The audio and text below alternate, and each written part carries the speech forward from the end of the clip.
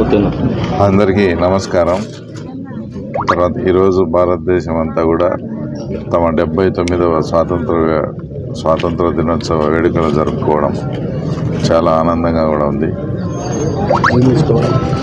ఈ మధ్యకాలంలో అంతర్జాతీయ పరంగా కూడా భారతదేశం చాలా పురోగతి సాధిస్తూ ఉంది.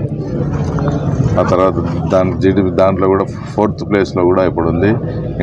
ఇంకొక 4 ఏళ్లలో అది 3rd ప్లేస్కి వచ్చే అవకాశాలు కూడా బాగా ఉన్నాయని మొత్తం అంత నేషనల్ మీడియాస్, ప్రపంచ దేశ పత్రికలన్నీ కూడా చెప్తూ ఉన్నాయి. తప్పకుండా భారతదేశ ప్రజలందరూ సుఖ సంతోషాలతో ఉండి ఇంకా మన దేశాన్ని మరింతగా అభివృద్ధి వైపు ముందుకు చూసేలా అందరూ కూడా తమ వంతు సహకారం అందించి మన భారతదేశ పురోగతికి అందరూ పాటుపడాలని కూడా ఈ సందర్భంగా విజ్ఞప్తి చేస్తూ, ఇంకా మా పులివెందుల వరకు అదే మొన్న అంతకుముందు కూడా చెప్పాం, ఆగస్టు 15వ తేదీ భారతదేశానికి స్వాతంత్రం వస్తే ఆగస్టు 14వ తేదీ మా పులివెందుల కాన్స్టిట్యున్సీ ప్రజలకు, పులివెందుల మండలం వాళ్ళకు కూడా స్వాతంత్ర దినోత్సవ పండగ లాంటి ఆ పండగ లాంటి ఇంకో పండగ కూడా ఈరోజు నిన్ననే వచ్చింది. అందరూ కూడా ఈ తెలుగుదేశం పార్టీ విజయం పట్ల 35 సంవత్సరాల నుంచి స్వేచ్ఛగా ఏ రోజు ఓటు వేసుకోలేదు.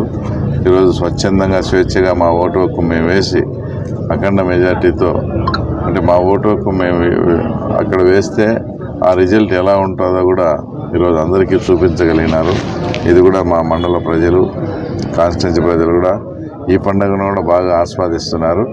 ఏదేమైనప్పటికీ ఎప్పుడు కూడా ప్రజాస్వామ్యంలో తొక్కిపెట్టి బలవంతంగా వాళ్ళని నిర్బంధించి వేసుకుంటే ఒక్కసారి వాళ్ళకు స్వేచ్ఛా వాతావరణం వస్తే ఆ ఫలితం ఎలా ఉంటుందో ఎవరైతే అప్రజాస్వామికంగా ఎవరైతే చేశారో వాళ్ళకంతా ఈ విషయం గుర్తుపెట్టుకోవాలని కూడా చేస్తూ, మరొకసారి ఈ స్వాతంత్ర దినోత్సవ వేడుకలు బ్రహ్మాండంగా అందరూ చాలా హ్యాపీగా చేసుకుంటూ ఈరోజు బాగా మన భారతదేశ ప్రగతికి అందరూ పాటుపడాలని కూడా కోరుకుంటూ సెలవు తీసుకున్నారు.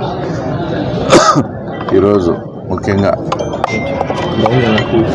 ఆంధ్రప్రదేశ్ మహిళలంతా కూడా ఎంతో కాలం నుంచి ఎదురు చూస్తున్న ఫ్రీ బస్ సౌకర్యం కూడా ఈరోజు సాయంత్రం 5 గంటలకు లాంచ్ చేయడం జరుగుతూ ఉంది.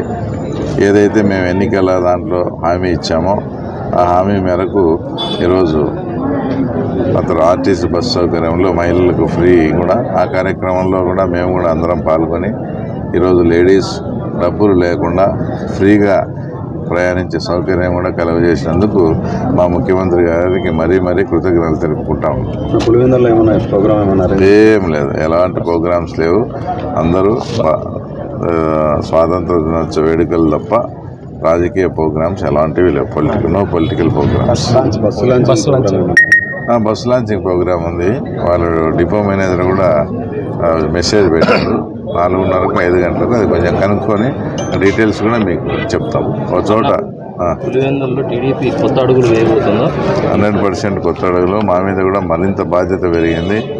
తప్పకుండా ఇక్కడే ఉండి ఈ సమస్యలన్నీ పరిష్కరించి అందరికీ అందుబాటులో చాలా బాగా ఉండి వాళ్ళ సమస్యలన్నీ కూడా తెలుసుకొని వాళ్ళల్లో ఒకరిగా మెలిగి మేము కానీ మా లీడర్స్ కానీ అంతా తప్పకుండా ఇప్పుడు ఎలక్షన్స్లో వాటిలో ఎప్పుడైనా విజయం సాధించాలంటే ప్రజలతో మమేకమై వాళ్ళల్లో ఒకటిగా ఉంటే తప్ప ఎవరికైనా సాధ్యం కాదు. ఆ ప్రణాళిక అంతా తయారు చేసుకొని మేము ప్రజల్లోకి చొచ్చుకొని వెళ్ళి తప్పకుండా ఏదైతే మాకు మా అధిష్టానం టార్గెట్ నిర్దేశించిందో టార్గెట్ను చేజ్ చేసే ప్రయత్నం ఖచ్చితంగా చేస్తాం.